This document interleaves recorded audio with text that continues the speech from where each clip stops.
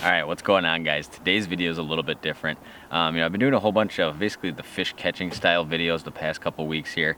A lot of fun on the ice stuff, which is great. One question we get asked in pretty much every single video that features ice fishing for walleyes, or really any kind of walleyes, is location, location, location. And location is always the biggest thing. Really doesn't matter what time of year you're fishing, whether that's spring, summer, fall, or winter like now. There's several things that make winter different and several different locations that we kind of target in the winter. So that's what today's video is going to be about. It's going to be about winter walleye location. We're going to kind of go through two different styles of lakes here. Kind of the deep, natural clear lake, which I fish a ton. And then for a lot of like flowage style guys, or a lot of these shallow river system stuff, we're going to talk about some of those lakes as well, kind of your flowagey style bodies of water. It is just starting to snow out here. We're going to get into winter walleye spots on hopefully lakes that fit your criteria. So the first lake we're going to talk about is these deep clear lakes, which I spend a ton of time on. Now, here we have a map of a deep clear lake that I fish a lot. It's probably very similar to ones in your area. Maybe they're 1,000 to 100,000 acres, who knows. But generally deep water is a lot, if you have a lot of water deeper than like 30. And these fish do a lot of suspending in this style body of water. So, here's my lake. You can see we're zoomed out pretty far right now, but you can see a lot of deep contour lines, a lot of 50, 60 out here. But a lot of basin basically over that 30-foot mark. So the first thing I'm doing when I'm fishing a lake like this is kind of the spots I like to key in on, especially midwinter. Is a lot of stuff like 20 to like 35 feet. So one of the first things we can do is always our shallow water highlight. You go menu, menu. We're going to come down here to shallow water highlight, and I'm going to crank this up to 10. Now, I'm not fishing 10 feet and shallower for walleyes in these lakes right now, but it gives me a good idea on how a lot of that shallow water structure lays out. So here you can see we got some main lake red out here on a shallow bar, big point here, a lot of shoreline break. A lot of times if you see stuff like this, it means sand, especially if you have real tight contours next to it. So this is our shallow water. Right now we're not really fishing in the red. So now we're going to set our mid-depth highlight on the Hummingbird. This is a Hummingbird Helix 9. You can do this on any Hummingbird Helix, which is one of the great things about these graphs. I'm going to go down to depth highlight. Now this is kind of where I want my sweet spot to be. So if I'm fishing between 20 and let's say 30, I want this to be set at about 25, because that's kind of like the average sweet spot depth, right, that I'm talking about.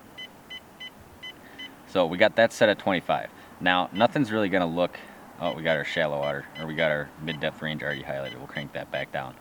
So just looking at this map now, you don't really see any green besides just a real tight contour that runs in some spots. So the next thing I'm going to do is I'm going to set my range. Now, like I said, 20 to 30 feet is kind of the zone we're looking in a lot of times. So I'm going to set my range at 5, and that's going to go plus or minus 25 by 5 feet. So menu, menu. I'm going to crank up that range to 25. And now you're going to start seeing structure pop out at you, right? Okay, so now we got kind of a shallow basin here, shallow basin over here. And I'm not really looking at fishing a lot of these real flat spots. Kind of what I'm looking for is structure, whether that's points or humps that top out in that zone, right? So, if we kind of come, we can kind of zoom in on some of this stuff here. Like here's one I fish quite a bit. And you're going to start seeing this green come to life here. So what we have here is obviously a shallow bar up on the top because we got the red, and it tails out into this long section of green. Now this gives us a lot of fish holding area, right? It's all green, so we got a lot of room to fish here. You can see there's contours in contours. We got the 24-foot high spot here, and this thing looks like it kind of tails all the way out to 33 feet. This is the kind of spot that I'm looking for, and I'll go ahead and screenshot it so you can kind of see it a little bit better here. But this is a big basin related point. Most of the time I'm fishing basin relating structure in these deep clear lakes. I don't want to be fishing a little point way in the back of a big shallow bay. I'm looking for these basin structures in the sweet spot, right? So now we'll zoom out again. We'll kind of find another one for reference here. We'll do some scrolling around here a little bit. Maybe we'll go to the other side of the lake. And you can see here, we got a whole bunch of isolated green. And isolated green is good because that means there's a lot of basin around it, right? Now this one doesn't have a super shallow top. This one looks like it tops at about 17, but it's got a lot of characteristics like this. If we zoom in here, here's a high spot, 23 feet. Here's a high spot, 25 feet. The top of this thing's like 17, which doesn't really interest me that much for this midwinter period. But we've got a lot of stuff like this. If you're looking to set up on this spot in particular, this point has interest, this point has interest, these two high spots have interest. So, it's real easy once you dial in that Hummingbird to kind of look at your contours and see kind of where those sweet spots will probably be. Now, nothing duplicates being in a boat. So you can see I've actually got waypoints way over here. that's marking big rock. A lot of this is sand, but being in a boat a lot of days on this lake, I found a lot of this deep rock in which we're fishing on this lake. So, these are the kind of spots. If you're fishing a lake that has a lot of that deep water, turn your mid-depth highlight to kind of like 20 to 30 feet of water and start looking at structure. Are all these spots that are green going to be good? Probably not. But as far as the depth I start at on a lot of these deep clear lakes, it's a lot of that 20 to 30. Now, don't be surprised if a lot of times there's just not fish on spots, even if they're good. A lot of these deep clear lakes, fish push out to basin, they come back onto structure many times throughout the day, and a lot of times your best time to be on that spot is obviously morning and evening. And a spot like this, for example, where we got 17 on top, and we got some interesting points and corners out here in like that 30-foot zone. This might be the midday location, and then during the evening hours, they might slide up onto the top of this. So fish will move around kind of all over them. But if you guys kind of key in on that deeper structure, that 20 to like 35-foot zone, you're going to be much better off. So, these are a couple of the main spots I'm looking at. Some other things we can kind of go over to some other lakes here. Things that catch my attention.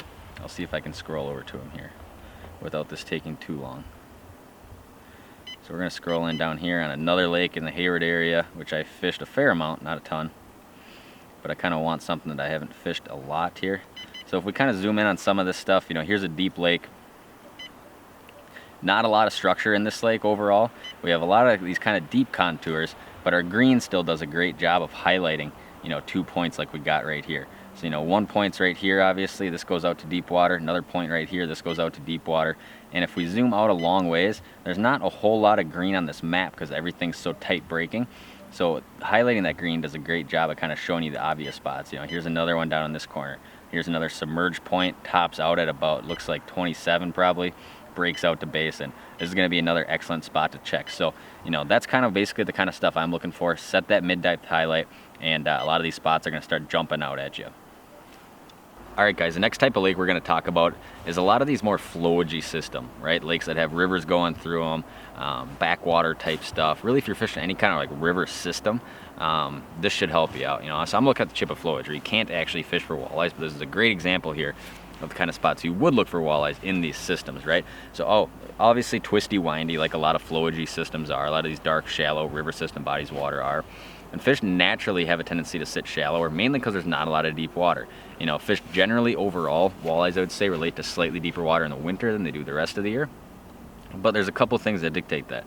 Number one, obviously in the spring, summer, fall, water fluctuates temperature-wise through the water column, right? You might have colder water down deep or colder water up shallower, depending on warming trends or cooling trends. So in the winter, our water is pretty much the same temperature for the most part, top to bottom, right, in these style lakes. So fish can be in a few different places, and overall they tend to be on some of the deeper structure. Now, deeper is all relative, like we talked about. So I've already done the job of highlighting the shallow water structure out here.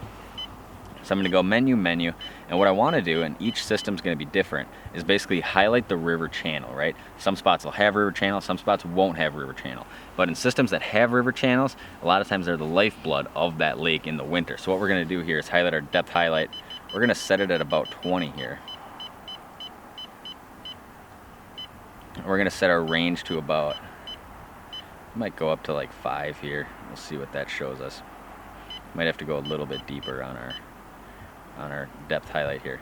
All right, so what we have now is this is basically showing all the deep water in this system, right? So now what we really want to start doing is start looking for structure around these kind of spots, right? Around the deep water. So we're not really using the green to basically find a spot. What we're using the green for is to find the deep water in these scenarios. So basically what we have here is, you can see we have a deep basin. Here's obviously big red piece of structure, right? Super obvious right there. Here what we have is obviously a big pinch point in a river channel with shallow structure around it. And a lot of times in these flowagey style systems, these river systems, fish will be relating to shallower water, that 5 to 12 feet of water, but they'll be close to that river channel. Fish might be in 5, they might be in 20, kind of depends on the day and what body of water you're fishing. But a spot like this right here, where you can see we have a pinch point, shallow structure coming here, shallow point here, shallow island that makes this a pinch point, great spot to start. Another spot we have here is, you can see right here there's a big river channel, right? And this river channel comes and it does a big swing like this. We have a big shallow water piece of structure right here. And, if you zoom in on this, you're going to start seeing there's stuff like this saddle right here. That's kind of a sweet spot. You have a little point right here, little point right here, that's kind of a sweet spot kind of stuff we're looking at. So I'll go ahead and screenshot that for you guys. And this is kind of, this is the main way I find fish really any time of year. I set my Humminbird highlights to kind of where I think fish will be, or to show me what I want to see, and then I start fishing around that. So we'll kind of zoom out again. We'll go find something else here. And if you come up this way, all right, here we go. So we have a lot of deep water. Here's the river channel that originally runs through. You kind of got river channel coming this way and going this way, and we have a shallow big reef right here, right? This is going to be the perfect kind of spot. You can see we got super steep contours coming off of that. So basically what that is, it's going to drop straight out to the river channel. You got this, and then this would be kind of the sweet spot over here in my opinion. So you got this 12-foot high spot, which is plenty enough deep enough water for these fish to hold on, and plus you have another conjoining point right here, right? This is the kind of stuff that you're looking for. So basically, if we were to set this to kind of show us the depth that we think fish should be at, let's just say that's like 10 to 18 feet of water. I'll show you what that looks like here. So we'll take our depth highlight, we'll turn that down to about 14, and we'll set the range 4 feet either side. And then you're going to start seeing a lot of this stuff again. So here's our two conjoining points that come out. River channel is obviously anything that's not highlighted at this point, and the green would be like our fishable water, right? So here's another little one over here with the river channel coming right down it. This is kind of how I break down lakes in the winter. Is there shallow water bites? Is there deep water bites? Yeah, there's a lot of times there's both kind of bites going on, both in shallow water systems and these deep clear lakes that I fish a lot. So, get on your Humminbird. If you kind of roughly set your green area to what I'm doing here, it's definitely going to point you right in the direction. The next thing to do is obviously go out and drilling holes, checking for fish and stuff like that. But, keep in mind that in the winter is a little bit different than any other time of year. Our water has so much consistency in the top 30 feet that these fish can really wander anywhere. They can be shallow, they can be deep, and they can be really wherever life is. So, this is kind of my rough estimates. We get a lot of questions on how walleyes, what kind of spots to go look for walleyes in the winter, and this is what I do. Obviously, nothing replicates in the boat. It's much harder to see what kind of piece of structure you're on, where the sweet spot is in the winter, but the Humminbird will definitely point you in the right direction. Like I said, get out there, drill a ton of holes on kind of the sweet spots or what look like the sweet spots, and you guys are going to be productive in the winter for walleyes.